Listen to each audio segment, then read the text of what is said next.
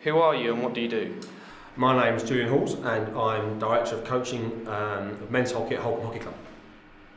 What do you like about being a coach? I enjoy being with people really. I've always worked in people industries and I enjoy that and I enjoy the challenge of competing at elite level, which I'm not young enough to do on a playing front anymore, so you never lose that bug to compete, and I do it every week, so I'm very lucky. Explain what you get the team to do during the session. The sessions are a mixture of physical work, technical work and tactical work. There will be a heavy physical input every session, so they'll normally do half hour to 45 minutes with the trainer. And then the session depends on if I have tactics I want to work on, if there's things we've been poor at or good at I want to reinforce, or if we're just going to work on some core principles. So it varies between tactical and technical. Most of it will just be unit play and technical work, and then every now and then we have a heavy tactical session, but not too much because there's only a limit to what you can reproduce on a training pitch. You really need to review matches by video to see how you get tactically ready. How do you and your team get ready for a match? Well, apart from looking after yourself all week and training really hard all week and getting in good shape and making sure you're properly refueled, on a match day we tend to meet about 90 minutes before the game, and then about an hour to go. I have my pre-match talk, which is quite short, maximum of 6 bullet points, because people don't tend to remember much more than that really. About 6 or so bullet points, and then they'll then go out on the turf with the trainer with about 45 minutes to go. It takes about 20 minutes, 25 minutes of physical work and about 20 minutes of stick and ball work, and then we start. Off we go. How long have you been coaching for? Wow, since I was about 20. Yeah, I didn't coach much originally.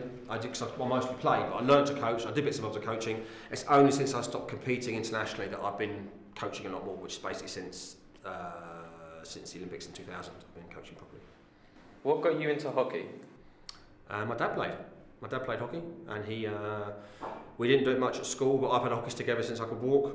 And then by fluke, a teacher came to our school that was a really keen hockey player. And so we started doing a bit, and it just went from there really. I played lots of sports, but I was just better at hockey than anything else by a long way, so I ended up being a hockey player basically. For anyone playing hockey, what are the strengths that you need to be a good hockey player? You need to be relatively clever, because it's quite a tactical game. You haven't got to be really, really clever, but you need to be able to understand sport and movement and space, which is not as easy as it sounds. Technically, you have to be very able. The top players, hockey is a difficult game. It's a small ball, a small stick.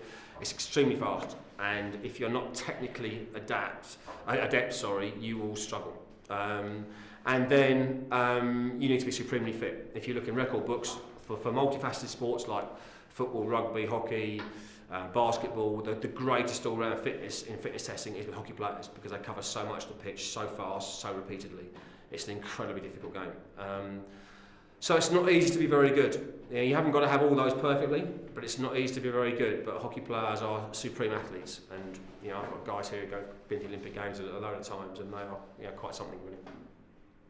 How many days a week do you train the club, and when are the matches? I coach my first team on a Tuesday and a Thursday night, and then we play Saturday afternoon, or Saturday evening, or Sunday. Sometimes 2 of those, but never 2 on the same day. So we might play Saturday afternoon, Sunday afternoon. It depends, it varies. But normally speaking, it's a Sunday. It's the men's Premier League, National League. It's on a Sunday, and then we train Tuesday and Thursday night. And then the guys have running to do, physical sessions to do, 1 or 2 sessions a week to do when they're not here, to make sure they keep their fitness up. What type of pitches are there, and which do you like best? There are probably these days 3 types of pitch. You have they're all plastic pitches. You have a water pitch, a water-based pitch, which is the first team use here, which is basically just plastic grass, and you have to water it to play on. You can't play on it dry. You have that. That's what all top hockey is played on. Next down from that, you have a hybrid pitch, which is like pitch 2 here at Holcombe Park, and that is similar to the water pitch, but it has a thin amount of sand in it, and it doesn't have to be watered. It plays not quite as well, but pretty good, all things considered, and that's the second type of pitch.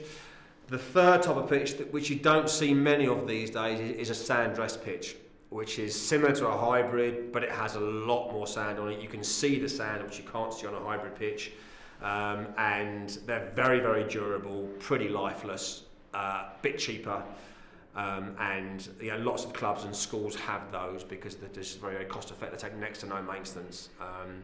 But top hockey's not really played on those. Top hockey will be played on hybrids or water-based pitches like we have here.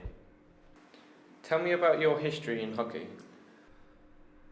All right, concisely, my history in hockey is that I played for England when I was 15 years old. I then gave up hockey when I was 16 and started playing again when I was 18. So I played for England when I was 16, so I was 15. I then came back at 18, straight away played for England under 21s and Great Britain under 23s. Did that for 3 years, straight to the national team at 21, which was in the Easter of 1989. I then played for until December 1991, when I decided I didn't want to push for the Olympics the following year because I'd had my first child was born and I didn't want to spend that much time away from home, and I had a reasonable job and I didn't want to lose it. So I quit international hockey and just kept playing club hockey. And then in 1993, there was a change of management after the Olympics, and the new manager called me up and said we'd like to consider coming back to play for England and Great Britain again. And I jumped at the chance. I was Player of the Year in 1994.